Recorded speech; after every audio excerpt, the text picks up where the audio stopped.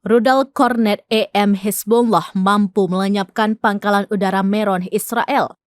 Keberhasilan rudal Kornet EM lantaran sistem Iron Dome tidak dirancang untuk bisa menghadapi ancaman rudal Hezbollah ini. Kegagalan Iron Dome ini dengan terpaksa harus diakui oleh pasukan pertahanan Israel atau IDF. Kerugian telak juga dialami oleh pasukan Israel karena hancurnya pangkalan udara Meron ini. Dalam sebuah video, pasukan Hezbollah membagikan detik-detik pangkalan Meron disasar sejumlah peluru kendali anti-tank Kornet EM. Pangkalan Meron adalah salah satu pusat paling strategis bagi pasukan Israel sekaligus pusat komando militer dan intelijen utama di front utara.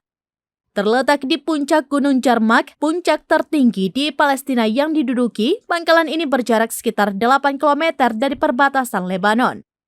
Pangkalan Meron adalah satu-satunya fasilitas yang bertanggung jawab untuk mengelola dan mengendalikan operasi udara menuju Suriah, Lebanon, Turki, dan Siprus, serta bagian utara cekungan Laut Mediterania Timur. Rudal Kornet EM ini mampu menghancurkan seluruh titik yang dibidiknya. Salah satu hal yang paling ditakuti dari rudal anti-tank Kornet adalah jarak jangkauan efektifnya yang cukup jauh.